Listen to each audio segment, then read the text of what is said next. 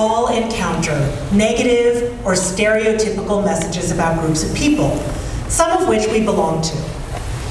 In my case, I've heard that Asians are bad drivers, that Jews are greedy, that women aren't good at math. Take a moment to think about a negative message or stereotype you've heard about a group you belong to.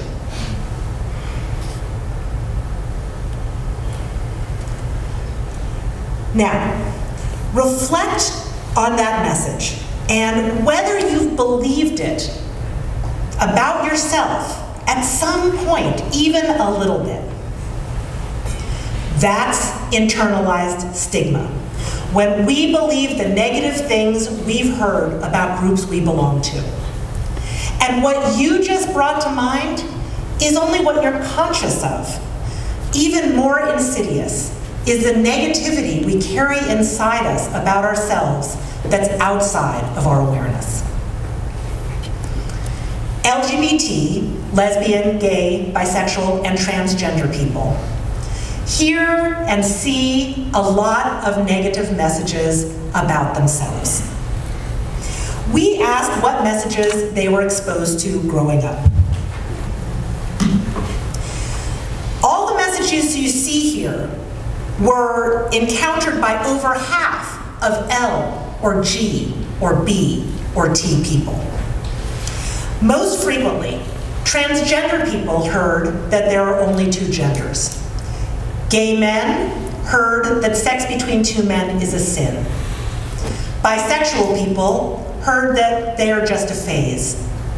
And lesbians heard that homosexuality is unnatural.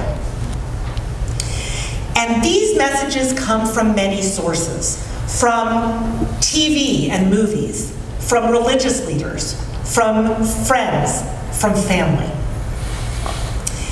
A lot of people are exposed to stigma. And sometimes get support combating it. Take racism, for example. Knowing that their children are likely to encounter racism, ethnic minority parents may help their children anticipate and navigate discrimination. What stands out about these messages that LGBT people receive is that they hear them primarily from family. So not only are family members not supporting them in navigating oppression, they're actually inflicting it. Now, they may have done so without knowing that their child, their grandchild, their sibling is LGBT, but it had an impact nonetheless. When LGBT people internalize stigma, they are more likely to experience psychological problems, increased anxiety, depression, alcohol and drug use, suicide. In fact, sexual minority young people are 3 times more likely to attempt suicide than heterosexual youth. So what are we going to do about this grave problem? Well, we know that LGBT people internalize stigma, and we know that the more they do so, the more likely they are to be depressed, anxious, suicidal, addicted. Almost all of the research on internalized stigma looks at how it affects mental health. We have ample evidence that it does so, but how are we going to help LGBT people? Some researchers are trying to solve the problem, and they're focusing mostly on the results of internalized stigma. They're trying to figure out ways to reduce depression, anxiety, addiction, suicidality. But what if we could eliminate the internalized stigma itself? What if we could equip LGBT people with strategies to be able to unearth and release the negativity they feel about themselves?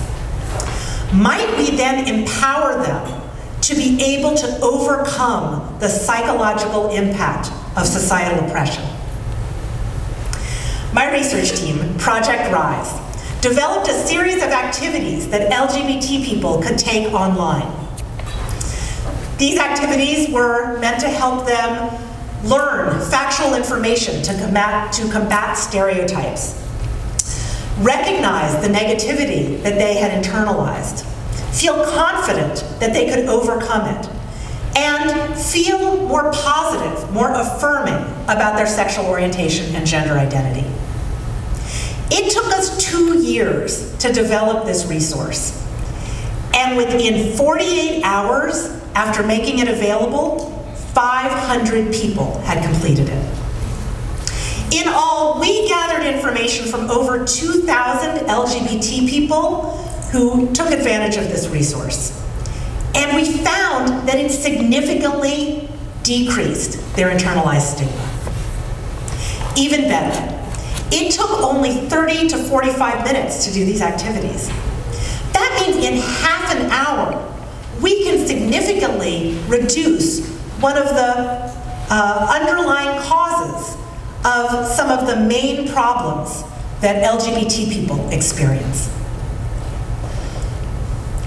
Let me take a moment to note the advantages of having an intervention that's available online for LGBT people. There are some wonderful community organizations, support groups, and other resources in our country and around the world. Locally, we're very fortunate to have Pacific Pride Foundation and the Santa Barbara Transgender Advocacy Network. But these resources are effective only as far as they can reach.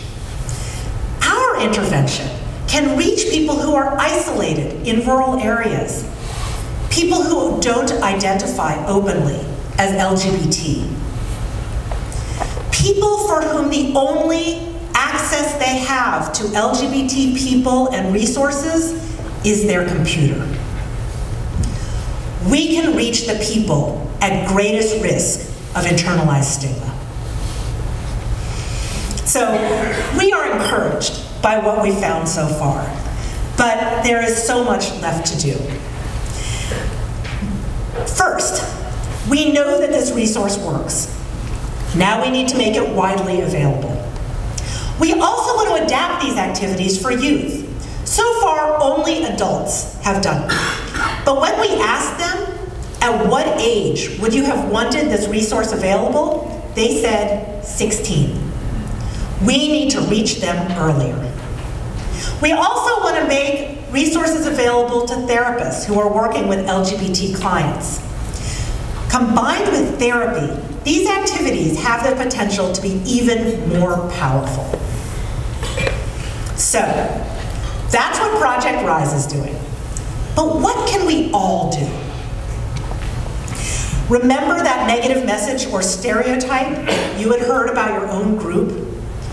What helped you to not internalize it? We asked LGBT people, what helped them to overcome these negative messages? They told us some things that they did themselves.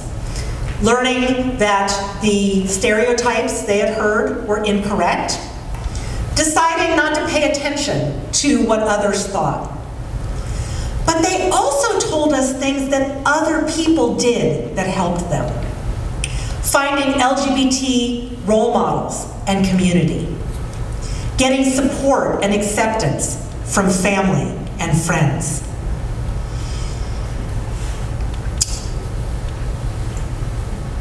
Changes in societal laws, media representations, and societal values.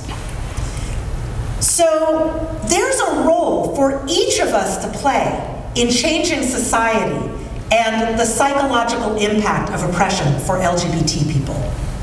Please, educate yourselves and others.